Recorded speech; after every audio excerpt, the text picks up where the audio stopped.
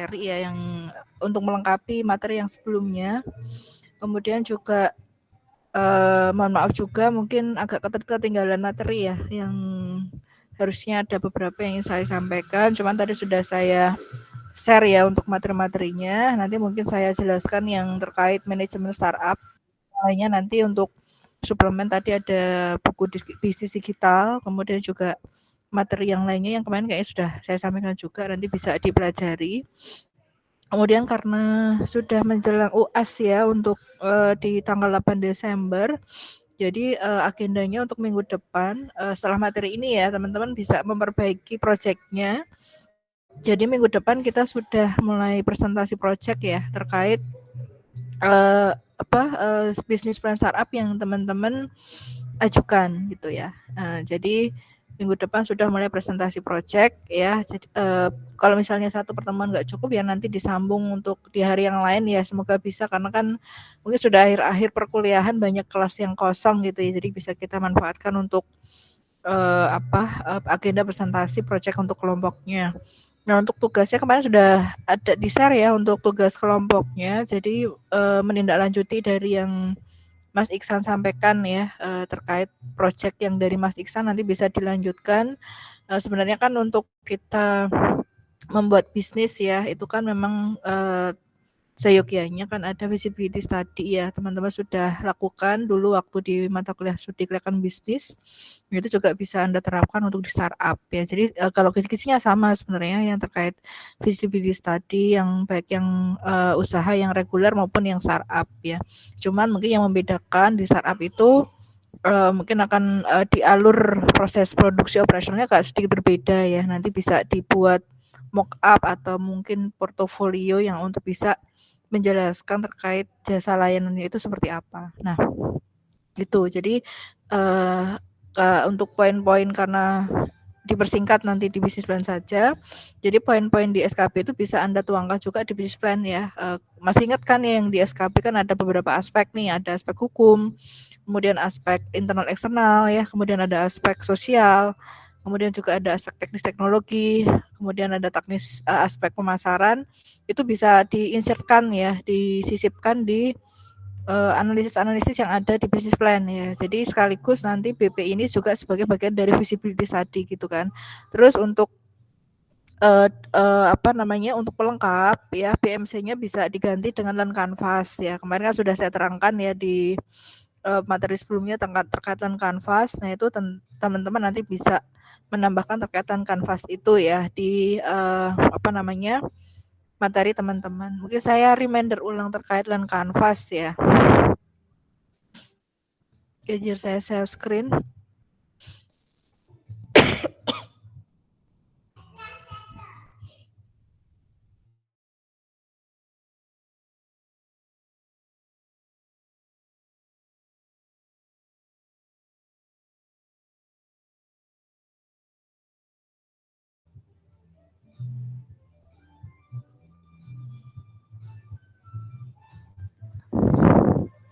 Ini udah kelihatan belum yang tentang terkait framework startup? Sampun, Bu. Ya. Bentar ya. Saya langsung mungkin kemarin sudah ya. Saya lebih tekankan ke land canvas-nya saja ya. Nah, land canvas ini nanti dilengkapi di bisnis plan teman-teman ya. Nah, terus kemudian setelah land canvas ini teman-teman buat mock up atau portofolio yang untuk menjelaskan alur nanti dari startup teman-teman ya. Mungkin kemarin sudah diajari Mas Ihsan juga ya terkait tools atau mungkin aplikasi-aplikasi yang bisa untuk mendukung itu seperti itu ya. Jadi kayak besok pas presentasi ya kayak pitch deck ya. Jadi teman-teman bisa menjelaskan terkait gambaran kenapa sih Anda akan membuat bisnis ini, startup ini alasannya apa ya. Kemudian juga ada mock up atau portofolio yang Anda sampaikan seperti itu ke audiens ya. Jadi untuk land canvas ini kan kemarin ada agile ya, kemudian juga ada design thinking, kemudian ada land canvas, ada land ya. Kemarin ada 3 itu ya, kemudian land startup ya. Nah, kemudian nanti di bisnis plan startup teman-teman itu dilengkapi dengan land canvas ini. Jadi land canvas itu kan kemarin sudah saya terangkan juga ya. Yang pertama ada 9 blok ya, sama seperti BMC, cuman ini lebih menekankan ke kenapa sih kita membuat startup ini seperti itu ya. Jadi ini ada 9 ya, 9 dasar untuk blok yang untuk nanti menjelaskan diferensiasi atau keunikan value apa sih yang bisa kita tawarkan ke masyarakat ya terkait ide startup kita. Nah, pertama Anda tentukan dulu segmentasinya ya. Segmentasinya itu siapa? Target customer-nya, user-nya ya. Kemudian karakteristik dari ideal customer yang atau buyer personanya itu seperti apa sih yang nanti akan bisa menggunakan startup yang teman-teman tawarkan ya. Jadi buyer persona itu profil ya yang kira-kira mendekati jasa ini akan kita pakai. Misalnya aviary itu kan buyer personanya jelas ya, berarti apa? Para petani ikan, para peternak budidaya ikan seperti itu, budidaya tapi yang punya tambak udang seperti itu, atau mungkin juga yang dia bergerak di bidang pengolahan pangan ikan misalnya. Itu kan jelas ya beda antara aviary mungkin dengan sayur pok. Nah, kalau sayur pok itu kan siapa sih penggunanya? Ya tentu masyarakat yang bisa B2B, bisa personal langsung yang akan menggunakan jasa aplikasi tersebut. Nah, itu kan punya buyer persona beda-beda. Nanti teman-teman coba gali lagi terkait siapa sih buyer persona dari startup yang teman-teman mau ajukan ini ya. Jadi kalau kita lihat startup itu kan mesti punya diferensiasi keunikan masing-masing ya, dan itu akan lebih spesifik ke satu jenis layanan seperti itu. Walaupun nanti di pengembangannya itu bisa berkembang ya, atau ada diversifikasi usaha dari core produk yang jasa yang utama. Seperti Gojek sama Grab itu kan awalnya itu kan dia ride sharing ya, tapi secara seiring berjalannya waktu itu kan dia berkembang ke GoPay-nya atau ke GoFood ya, tapi kan core jasa utamanya kan di ride sharing, jadi dia punya keunikan di situ seperti itu. Nah, kemudian yang kedua itu problem yang teman-teman ingin pecahkan ya, list their customer top 3 problem. Jadi kira-kira ada 3 problem utama yang teman-teman ingin pecahkan ya untuk jasa startup yang teman-teman buat ya. Kemudian alternatif yang ingin teman-teman solusinya apa sih dari itu nanti di nomor 4 ya. Tapi sebelumnya itu kita poinkan di nomor 3 itu terkait apa sih yang membuat kita value lebih yang akan kita tawarkan ke investor atau ke masyarakat ya. Dia dari startup kita yang nanti bisa mengatasi problem yang teman-teman tuliskan di nomor 2 tadi ya. Kemudian nomor 4 solusi nih, outline possible solution for each problem. Jadi solusi yang Anda tawarkan dari problem yang Anda temukan tadi di nomor 2. Nah, selanjutnya Anda punya problem solusi itu bagaimana kita bisa menginformasikan ke customer ya. Kalau kita punya jasa, punya aplikasi, tapi kita nggak pernah share info ke masyarakat, ya masyarakat nggak akan kenal gitu kan. Maka kita butuh nomor 5 nih, channel list your path to customer. Jadi path customer itu bagaimana customer itu bisa nanti ketemu dengan kita ya, misalnya lewat kita buat podcast, atau kita aktif di medsos, atau kita buat TikTok ya, atau kita di Play Store itu kita iklan misalnya. Nah, itu kan macam-macam caranya ya untuk channel ini. Nah, kemudian apa sih revenue stream dari jasa kita ya, misalnya pendapatan dari mana, misalnya dari banner ads ya, atau mungkin sponsor yang mau ini, kemudian mungkin dari jasa membership ya, atau mungkin dari profit sharing dari produk yang kita jual melalui jasa aplikasi kita ya. Kemudian nomor 7 ini cost structure. Nomor 8-nya adalah key metric ya. Apa saja poin-poin inti yang layanannya ya, yang Anda tampilkan atau Anda tawarkan di aplikasi. Nah, itu learn canvas ya. Nanti tolong dibuat. Ini sudah ada keterangannya ya. Untuk learn canvas. Jadi wajib ada ya, besok ketika presentasi itu harus ada learn canvas, karena itu yang akan membedakan jasa Anda dengan yang lain seperti itu. Barangkali nanti juga presentasinya hanya poin-poin di learn canvas-nya sama mock up-nya saja, karena kan sebenarnya bisnis plan itu sudah tergambarkan dari land canvas yang teman-teman buat seperti itu. Ini sudah ya kemarin ya. Nah, mungkin saya akan lanjut ke materi yang kedua.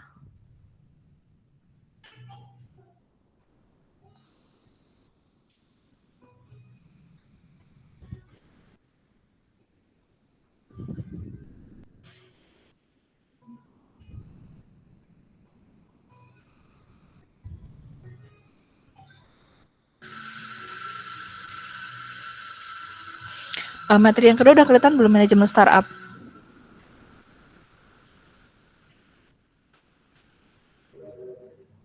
Halo, apakah sudah terlihat?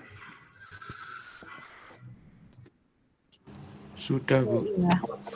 Ya, ini jadi untuk startup itu kan tetap juga ada manajemennya ya. Jadi sama ya dasarnya, basic dasar teorinya dengan manajemen secara umumnya. Hanya mungkin yang membedakan terkait karakteristik di startup yang notabene kan digitalisasinya lebih kental gitu ya. Belum juga nanti di sisi SDM tentunya juga karakteristik profil dari SDM-nya juga ada lebih perbedaan ya dengan karakteristik mungkin perusahaan yang biasa, yang non startup seperti itu. Nah, sama ya. Jadi di manajemen startup itu kita juga ada beberapa ya. Jadi misalnya di pemasaran, nanti manajemen pemasaran, kemudian juga terkait SDM startup-nya, manajemen operasi, dan mungkin dari sisi keuangan. Nah, bagaimana kita memasarkan e-commerce dan bisnis digital ya, kemudian membangun tim dan daya tahan. Jadi kampanye pemasaran internet profesional itu dapat membantu mempertahankan basis pelanggan yang ada dan menarik pelanggan baru. Jadi kalau kita masih startup baru ya tentunya bagaimana kita bisa mengenalkan dulu ya terkait startup kita. Kemudian merek ya, bagaimana kita branding startup kita ya. Kalau teman-teman lihat ya itu kan startup ya, itu logonya itu sudah mencerminkan apa sih startup itu gitu loh, dan warna ya. Jadi ketika nanti Anda launching startup teman-teman ya, nanti di bisnis plan juga Anda harus sudah ada logonya. Logo yang akan ditampilkan di Play Store misalnya. Nah, itu harus membedakan, ada membedakan dan sudah menggambarkan apa sih profil bisnis Anda itu dari logo yang teman-teman tampilkan. Kan kita juga sudah tahu ya, misalnya Tokped, Shopee itu kan punya logo yang khas, dan dari gambar itu kita udah tahu ini e-commerce, marketplace gitu. Oh, ini misalnya Gojek itu kan ada awalnya kan ada kayak gambar helm gitu ya. Red sharing seperti itu mencerminkan dia memang bisnis awalnya di bisnis transportasi online seperti itu. Jadi kalau kita lihat logo-logo dari yang sudah eksis saat ini itu kan logonya itu sudah menggambarkan dari menceritakan ya tentang bisnis yang layanan aplikasi yang ditawarkan seperti itu. Kemudian dengan adanya pemasaran ini ya, itu akan membantu mengembangkan bisnis dan meningkatkan laba atau investasi dalam jangka panjang. Nah, kemudian pasar sasaran itu kita dapat ada 3 pendekatan, yaitu 1 pemasaran massal, di mana kita memproduksi secara massal dan mendistribusikan secara massal suatu produk dan berusaha mengikat segala jenis pembeli. Nah, ini misalnya kita marketplace yang palu gada, semua produk ada. Nah, ini berarti kan pemasaran massal ya. Atau kalau kita di manufaktur ya, kita memproduksi semua produk, misalnya kita sabun nih ya, sabun kita semua jenis sabun ada ya, dari yang murah, dari yang mahal itu ada, karena kita ingin menjangkau semua segmentasi. Yang kedua adalah pemasaran beragam produk, memproduksi 2 atau lebih produk yang berbeda dalam model, fitur, mutu, ukuran yang disediakan keragaman pasar membedakan produk dari pesaing. Nah, kalau yang kedua ini itu dia mempunyai tidak hanya 1 produk ya, tapi berbagai jenis produk ya, kemudian mungkin dia akan jual di e-commerce-nya misalnya ya. Kemudian kalau pemasaran target, nah ini kita fokus pada jasa tertentu, pada target segmentasi yang khusus, misalnya khusus untuk jasa penjahit di-online-kan misalnya ya, untuk wanita saja misalnya, kan itu pemasaran target ya. Atau memang dia khusus jasa pelayanan untuk kebersihan rumah misalnya, itu kan fokus ya, jadi memang hanya kebersihan untuk yang rumah saja gitu. Nah, itu macam-macam ya. Atau mungkin penyedia tenaga kerja khusus untuk babysitter dan Pramurukti misalnya. Nah, ini kan dia khusus ya untuk pemasaran targetnya. Berbeda ketika tadi kalau online misalnya dia beragam produk, berarti maaf ini yang marketplace tadi ya, karena dia menyediakan semua barang ada gitu ya. Nah, kalau yang pemasaran massal itu dia hanya satu jenis, cuman lengkap gitu ya, lengkap dari berbagai macam untuk berbagai macam segmentasi itu ada ya. Itu membedakan pemasaran massal, pemasaran beragam produk, dan pemasaran targeting. Nah, kemudian kembali ke segmentasi ini juga sebenarnya sudah lama dipelajari ya di materi-materi sebelumnya. Yaitu kita juga membedakan segmentasi customer kita itu dari segi geografis, kita mau melayani customer dari ruang lingkup mana. Kemudian secara psikografis, nah itu ini ada berbagai penggolongan ya. Kalau menurut FAS S2 itu mengelompokkan nilai dan gaya hidup menjadi 8 kelompok. Ada fulfiller yaitu usia 48 tahun, matang dan bertanggung jawab. Believer, kemudian ada achiever ya rata-rata 36 tahun sudah sukses, orientasi pekerjaan dan keluarga. Stiver rata-rata 34 tahun. Kemudian ada yang maker rata-rata 30 tahun, praktisi, fokus ke keluarga, pekerjaan, dan lebih senang ke rekreasi seperti itu. Ada struggler yaitu dia 61 tahun ke atas. Jadi ini sampai detail seperti ini ya, kita mensegmentasi psikografis calon customer kita. Jadi kayak buyer persona tadi, kira-kira buyer persona dari target aplikasi kita tuh siapa aja gitu. Kemudian ada segmentasi perilaku. Nah, ini dilihat dari membagi kelompok berdasarkan status pemakai, kejadian tingkat penggunaan, status kesetiaan, tahap kesiapan pembeli, dan sikap menurut personifi segmen customer di web ya. Berdasarkan perilakunya dapat dikelompokkan ke beberapa hal, yaitu comfort fitur, itu dia berorientasi pada perasaan. Connected Swiss itu mencari banyak data di waktu yang singkat. Atau country clubbers, pembeli berorientasi pada status ya. Credit checker, pembeli muda dengan neraca kredit yang mengkhawatirkan. Jadi masing-masing ini kan bisa kita petakan terkait user ya.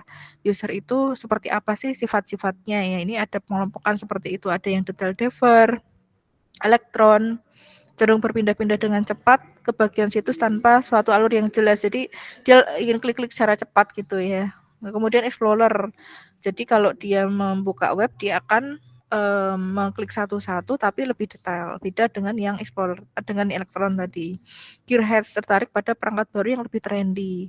Atau geek seringkali menggunakan web. Giftboxer berbelanja online untuk orang lain. Atau knowledge worker menggunakan situs yang mengumpulkan informasi untuk digunakan di pekerjaan ya. Novice pengetahuan yang kurang. Survival super mengetahui pasti apa yang diinginkan. Jadi dia tahu oh saya tuh mau cari ini gitu. Jadi ketika nanti di internet dia akan hanya membaca yang memang informasi yang dia cari seperti itu. Atau Lucky Looks dia hanya tertarik ketika ada banner yang menarik. Nah ini jadi ini adalah profil-profil user internet ya. Jadi kita bisa bedakan kira-kira aplikasi itu tuh bisa menyediakan dari berbagai karakteristik ini ya. Misalnya kalau dia sering pindah-pindah web ya berarti kita bagaimana akses di aplikasi kita itu mudah ya ketika dia berpindah ke subbagian yang lain ya, atau mungkin informasi kalau dia ingin cari informasi yang detail berarti kita harus menambahkan informasi yang detail di aplikasi kita seperti itu. Nah, ini ada segmentasi pasar berdasarkan komunitas internet, ada segmentasi komunitas relasi di mana orang atau kelompok yang organisasinya didasarkan pada kesamaan identifikasi atau pengalaman hidup dan tidak dibatasi oleh tempat atau geografi. Jadi mungkin ada komunitas tertentu gitu ya. Kemudian ada komunitas profesi ini dengan profesi yang mungkin hampir sama. Kemudian ada komunitas fantasi. Nah ini ada imajinasi misalnya kayak buat gambar atau mungkin desain kayak gitu ya. Kemudian segmentasi berdasarkan komunitas minat yang sama. Kemudian ada segmentasi komunitas transaksi, ini ada perdagangan. Nah, kemudian segmentasi itu melompokkan pelanggan menurut karakteristik tertentu ya, ada secara geografik, psikografi dan lainnya tadi. Nah, sedangkan personalisasi itu adalah optimalisasi pengalaman dan pesan kepada individu, bukan kepada kelompok tempat individu tersebut bergabung. Jadi kalau personalisasi ya lebih ke personal ya. Jadi di startup itu akan lebih ke personalisasi ya, karena user itu kan berbeda-beda karakteristiknya ya. Jadi akan lebih bagus kalau kita memang tadi mengetahui mengidentifikasi buyer persona dari user kita. Nah, ini jenis personalisasi ada macam-macam ya. Personalisasi email dan medsos itu mengidentifikasi mereka ke suatu organisasi, memberikan informasi sesuai kebutuhan mereka, dan menerima informasi yang ditargetkan. Kemudian ada personalisasi kampanye dengan halaman arahan khusus. Jadi kita bisa kasih link ya untuk mendukung kampanye bertarget yang biasanya dengan ajakan bertindak. Kan kita kadang ada clickbait ya, ada berita atau apa yang sering kita lihat di medsos ya, terlihat menarik. Nah, nanti kita akan klik ya, pelajari lebih lanjut atau hubungi customer service ya, daftar. Nah, itu juga salah satu cara untuk ini menggerakkan halaman ke arahan khusus. Personalisasi geografi. Jadi seorang menerima informasi berdasarkan di mana mereka berada. Jadi kalau kita iklan ya di Google Ads atau TikTok Ads kan kita bisa milih ya, kira-kira kita mau menyasar target customer yang mau melihat video atau mungkin profil kita itu di daerah mana saja. Terus kustomisasi IP, ada kustomisasi akun ya. Kemudian juga proporsi nilai. Proporsi nilai itu didefinisikan dengan baik ya. Kemudian ini kan juga terkait dengan image yang akan kita sampaikan, komunikasikan kepada target pelanggan kita. Nah, kemudian bagaimana sih membangun tim ya dari suatu startup? Adalah employer brand ya, menggambarkan reputasi perusahaan sebagai tempat untuk bekerja dan proporsi nilai karyawan mereka yang bertentangan dengan reputasi merek.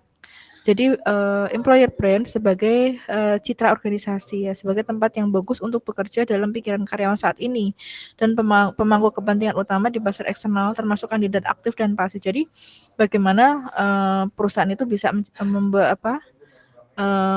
membuat employer brand yang positif gitu. Kenapa? Karena tadi karakteristik SDM di startup itu kan berbeda. Kenapa dia harus punya keahlian khusus? Nah, sehingga takutnya nanti akan langka ya, susah mendapatkan tenaga kerja ahli. Nah, sehingga ketika kita sudah mempersiapkan perusahaan dengan employer brand yang positif, itu kan banyak SDM yang tertarik untuk bekerja di perusahaan kita gitu ya. Kemudian apa sih yang perlu kita bangun ya untuk membangun tim yang baik ya, menentukan pesan perusahaan, memelihara budaya organisasi, memahami persepsi merek, kemudian membangun advokasi merek yang positif, merangkul teknologi, memperlakukan kandidat seperti pelanggan, menggunakan cerita ya, storytelling misalnya terkait visi misi perusahaan atau mungkin CSR yang sudah dilakukan perusahaan ya, menambahkan kedalaman memiliki ruang perusahaan dan hubungan employer brand dan corporate brand. Nah, terus setelah itu yang lainnya yang kita perlu siapkan tentu membuat personal branding atau branding ya, personal identity dari startup kita. Nah, branding itu juga penting untuk startup karena berbagai macam kegiatan komunikasi yang dilakukan oleh sebuah perusahaan dengan tujuan untuk membangun dan membesarkan sebuah merek agar lebih dikenal masyarakat. Nah, salah satu tindakan pelengkap untuk mendongkrak pertumbuhan bisnis startup yaitu perlu strategi marketing, yaitu mulai dari memanfaatkan medsos, promosi hingga membangun branding sejak awal. Nah, ini membeli domain ya, logo, warna, identitas yang bisa nempel di pikiran masyarakat. Jadi salah satu yang ketika kita sudah menetapkan startup yang ide startup kita, maka kita akan membuat rumahnya ya, namanya yang akan membranding merek aplikasi kita ya. Ini penting ya karena kita harus cek juga jangan sampai nanti usulan web yang akan kita daftarkan itu ternyata sudah kepakai ya. Nah, itu bisa dicek ya. Ada beberapa web developer ya yang bisa kita cek ya untuk mengecek apakah nama domain itu sudah digunakan atau belum, seperti itu ya. Saya juga dulu pernah ada 3 web ya, cuman karena di pas COVID dulu nggak sanggup untuk maintenance lebih lanjut, jadi kami amputasi. Sekarang lebih fokus ke 1 web saja ya. Dulu kita juga bikin startup ya, saya namakan paketwedding.com waktu itu. Waktu COVID ya, karena harapannya nanti kan tidak bisa konsultasi secara offline ya, banyak yang BFH, jadi banyak mengurangi interaksi secara langsung. Jadi dulu kita ada ide untuk membuat web platform yang tapi lokal ya, secara geografis kita hanya melayani di area Jogja, Jateng seperti itu. Tetapi yang membuat keunikannya adalah karena tadi ada problem tadi pas COVID ya, itu kan mengurangi kontak langsung seperti itu. Mereka juga ingin mencari informasi lebih lanjut untuk pernikahannya dia ya, dari dekor, hias, catering, WO hingga souvenir dan lain sebagainya. Nah, tetapi problem yang lain adalah ketidakpercayaan ya mereka dengan vendor-vendor baru seperti itu, karena banyak juga kasus-kasus yang penipuan dan lain sebagainya. Nah, kami membuat solusi ya, solusinya adalah memberikan platform yang semua vendor-vendor itu sudah kami verifikasi ya. Jadi sudah kami datangi, sudah ada MOU-nya. Jadi memang vendor-vendor yang kami tampilkan di web kami itu memang benar-benar web yang vendor yang sudah terverifikasi. Artinya kita sudah ketemu, sudah survei dan sudah ada MOU khusus dengan perusahaan kami seperti itu. Ya waktu di COVID jalan ya, cuman ternyata ada tantangan yang berbeda ketika COVID itu sudah beralih ya, sudah mulai berangsur ini, karena namanya wedding itu kan tetap mereka tidak bisa diganti secara online ya. Dulu pernah lewat Zoom ya, misalnya pengantinnya tetap offline, tapi cuman pengunjungnya banyak yang lewat Zoom itu juga ada ya, atau take away seperti itu. Tapi lama kelamaan karena sudah budaya yang ada di masyarakat ya, sehingga ya kalau nikahan ya pengennya ngundang secara offline ketemu gitu kan. Euforianya atau seremoninya sangat kental gitu. Jadi dan karena ini pilihan yang berisiko tinggi ya, karena kan ini momentum sekali seumur hidup kan. Jadi mereka akan lebih berhati-hati, high risk kalau salah nanti mengambil vendor dan lain sebagainya. Jadi setelah berjalannya waktu mereka kan lebih tetap nggak bisa dia order hanya lewat web gitu langsung klik order, itu nggak bisa. Jadi tetap dia jadi web itu hanya dijadikan katalog gitu ya. Kemudian dia akan datang tetap konsultasi, bahkan nggak hanya sekali konsultasi ya, bisa beberapa kali ya, dan dia melakukan perbandingan dengan vendor-vendor yang lain.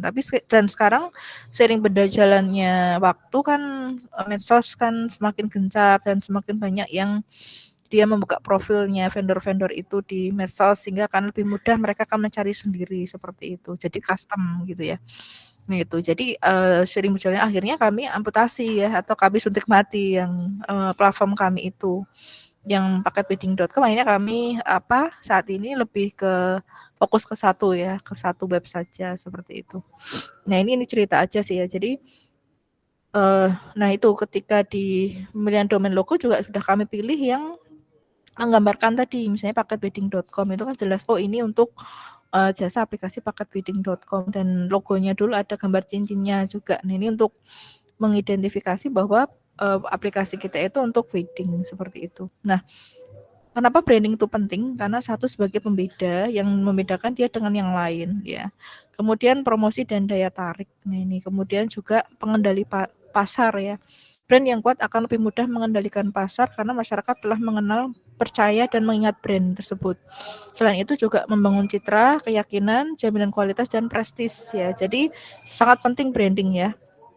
Nah, jenis branding ada apa saja? Satu, produk branding, yaitu bertujuan untuk mendorong konsumen akan lebih memilih produk yang di-branding sedemikian rupa daripada produk lain.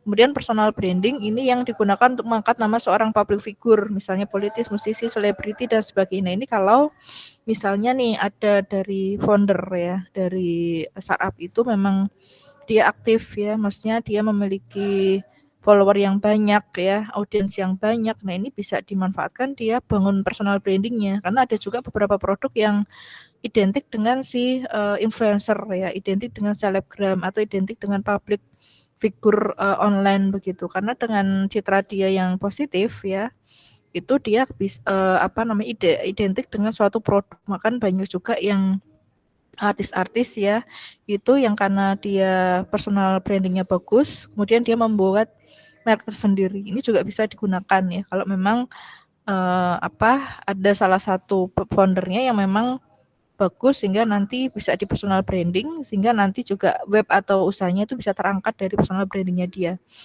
Kemudian kalau corporate branding itu lebih meningkatkan reputasi sebuah perusahaan. Kalau saya prefer yang ini ya, kenapa? Karena kalau personal branding itu bagus juga sih ya, tetapi kan berarti kita akan siap untuk kehidupan sosial kita juga akan dilihat oleh masyarakat umum seperti itu ya, karena anak personal branding kan sampai kehidupan pribadi mungkin ya, itu akan buat konten seperti itu ya.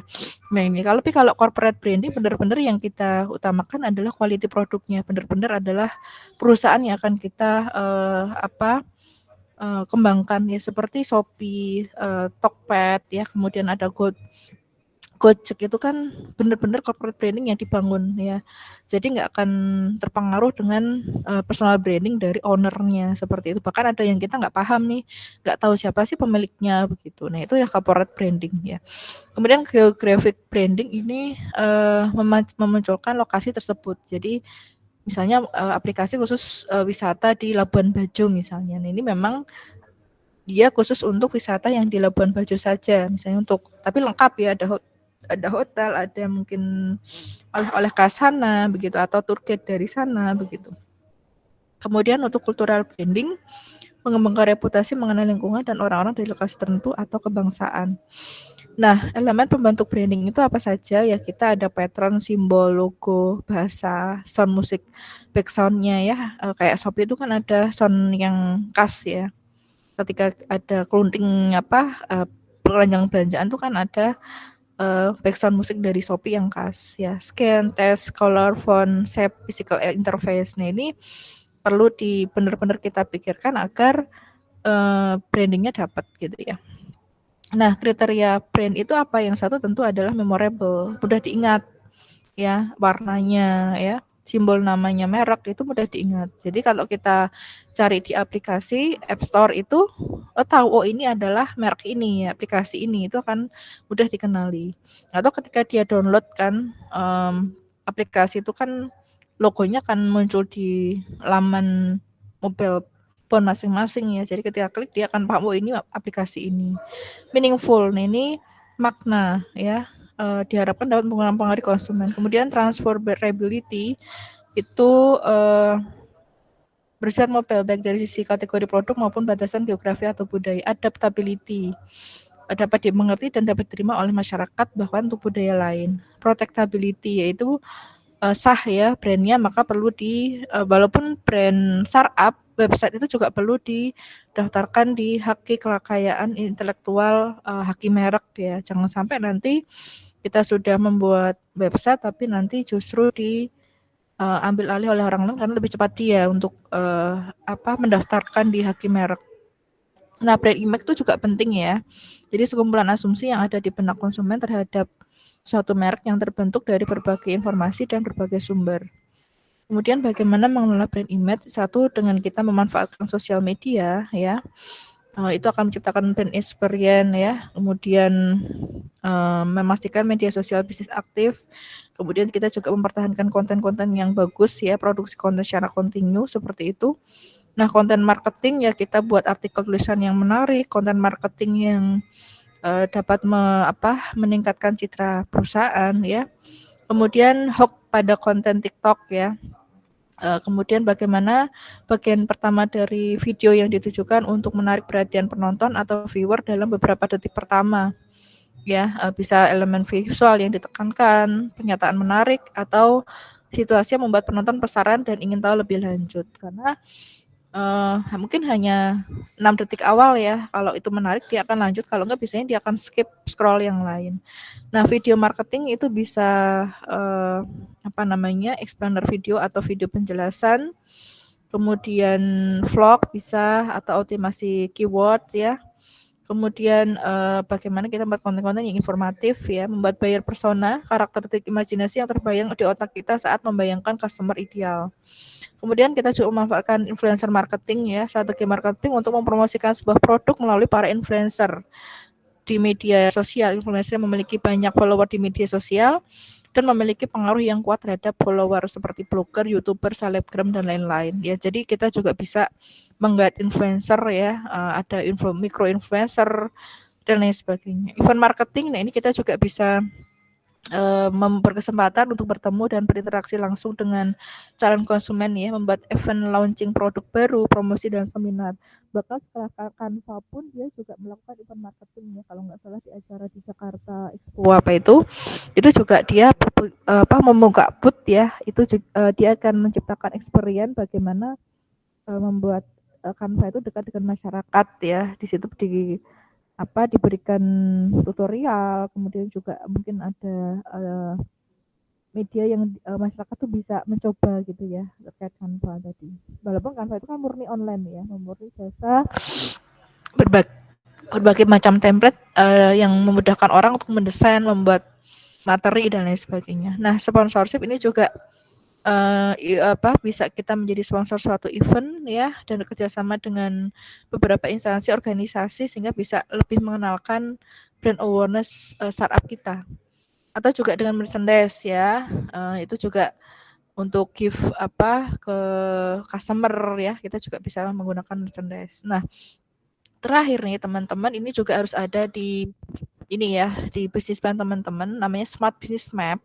Nah, ini memuat potret dari usaha tersebut ya, dengan Anda akan menjelaskan ya, dari 12 pertanyaan ini itu harus Anda ulas di bisnis plan teman-teman ya. Jadi satu, problemnya apa dan pemecahan masalahnya apa yang ingin Anda pecahkan dengan platform teman-teman ya. Kemudian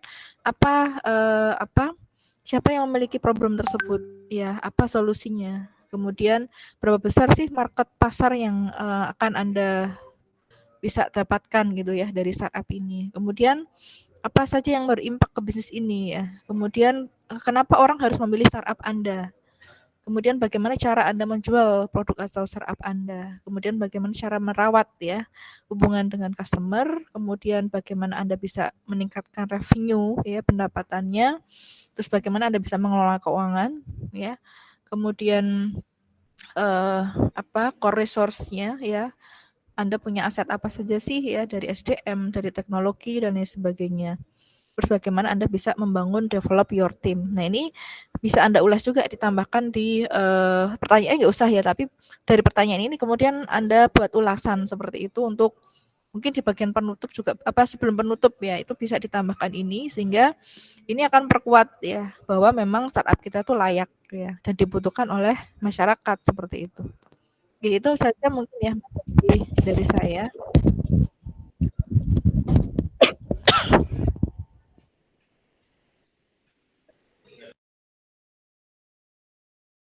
Nahan batuk dari tadi.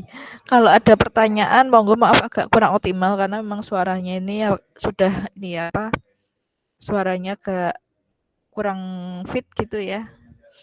Jadi monggo kalau ada pertanyaan bisa langsung atau mungkin via WA ya. Kalau mungkin ada pertanyaan, nah nanti untuk selanjutnya teman-teman tadi ya mungkin ada tambahan materi-materi dari saya tadi. Nah, ini digunakan waktunya, mungkin ada sisa waktu ini untuk berdiskusi dengan anggota tim kelompok untuk memperbaiki bisnis plan startup-nya ya, sehingga nanti minggu depan ketika presentasi sudah sempurna gitu ya, mendekati sempurna lah ya, dengan kisi-kisi yang harus ada itu harus ada semua seperti itu. Itu ada pertanyaan, monggo, atau nanti bisa di WA group saja.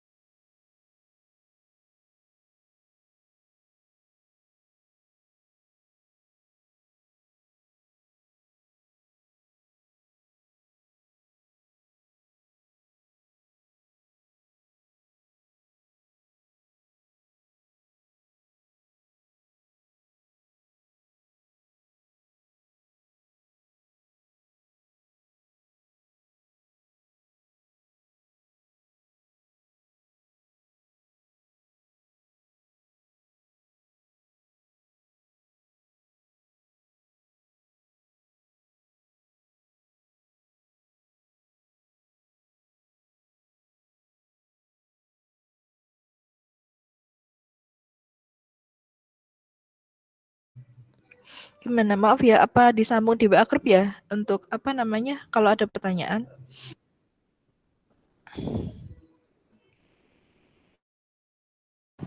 Disambung di WA Group juga nggak apa-apa, Bu. Iya, makasih.